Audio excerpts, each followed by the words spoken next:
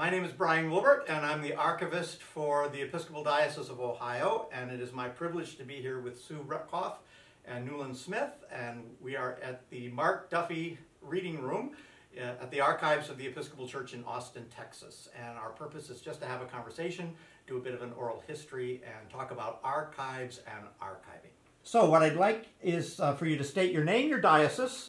My name is Sue Repkoff, Susan Repkoff, and I'm the Archivist, Registrar, and whatever they want me to do in the Diocese of Missouri.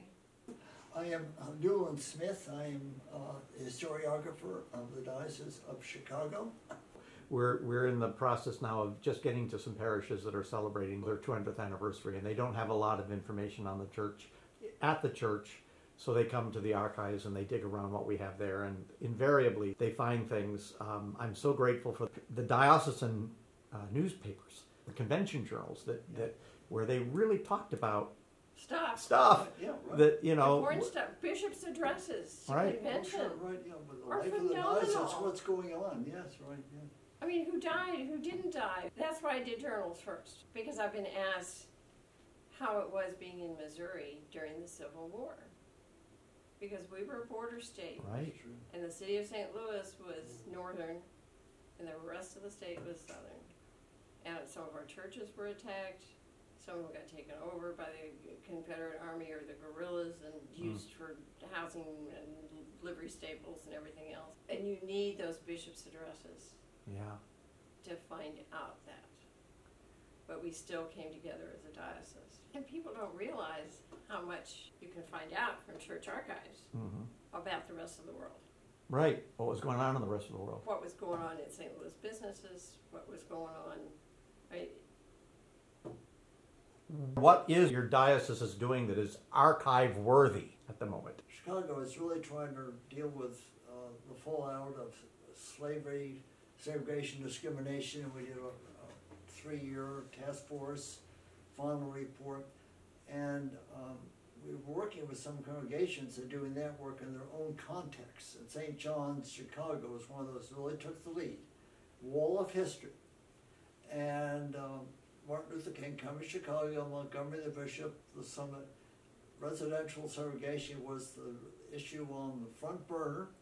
Montgomery sent a questionnaire for all the bishop committees and vestries to complete 1966-67. And I found a parish newsletter in the archives in Chicago of February 67 at St. John, Chicago. Their vestry votes on 8 points, and they were all across the map. So I gave that to the rector. She was thrilled. Yeah, it's a piece of the history. Right. Right. So it's so important. What would you say has been your best accomplishment in the ministry of archiving? This is your time to toot your horn a little bit. Making sense out of stuff.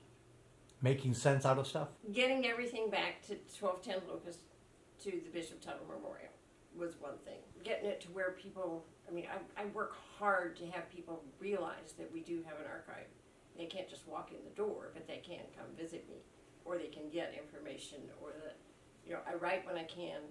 I don't write that often, probably should write more. But yeah, just making us more well known, I hope. Not perfect, but I think that's what we all have to do. It's like, I know Mark talks about, you know, there's just not the recognition for this, for the National Church Archives. Making sense out of the collection, that's a good thing. How about you, Newland? 2 aspects to this. One is just the Diocese of Chicago had to find a home for the archives. So they ended up renting space at the Croatian Missionaries USA, 205 West Monroe. And that, I think, has been a boon.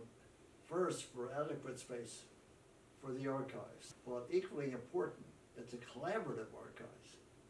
Because my colleagues, 3 of them are professionally trained archivists. 2 at the Croatian Missionaries and 1 Sisters of the Synagogue. So we have lively discussions, learn from each other. And if you need help, you know where to run. That's just it. Yep, I have a question. Right, yeah. Malachi McCarthy kept telling me, Newland, stop thinking as a librarian. Think as an archivist. So we have 12 record groups. And that's the way we organize. And so that's been. The other, I think, is just having researchers come and use the collection. All right, what is the most interesting thing that you have in your archive collection? Death mask of a bishop. Death mask. Bishop Toll, that's why I was checking. Okay. He died suddenly of a heart attack in 1915, climbing the steps to get the CTA elevator in the loop, and died of heart attack, right, yeah. And we have his death mask. Wow. A little archives box, I can see it. That's scary. Bishop Tuttle, of course, was a missionary bishop in Utah, Montana, and Idaho for 20 years before he came to Missouri. But of course, when he came, he brought all his worldly belongings with him. And one of the things that we still have is his traveling baptismal font. It's a little cup, silver cup, and the base screws off and drops inside, and it's in a little leather pouch. And Utah has borrowed it when General Convention was out there. They put it on display. And it's hard to think that a priest had to go around, or a bishop had to go around, with this in his saddlebag in order to do his job. Wow. We have a portable communion set that was given to Philander Chase by his English friends, because of course he went over to England to raise money. Yes, right. And it was something that was passed down from Bishop Chase to Bishop McIlvaine, and then to Bishop Bedell, and then to Bishop Leonard, to Bishop Rogers, to Bishop Tucker. And when it got to Tucker, after Bishop Tucker, they decided it was too valuable to start moving around, so they put it in the vault at Trinity Cathedral. But it's inscribed for each bishop that it was passed on to, wow, which I think was really quite lovely. It's been my privilege to be here with Sue Retkoff and Newland Smith to have this opportunity to talk about archives and archiving. And we certainly want to issue our heartfelt gratitude to Whitney Hughes, who's the interim director of the Archives of the Episcopal Church, and to David Hales, who is the Deputy for Administration, for their generous hospitality in allowing us to come in and invade their space and take their time.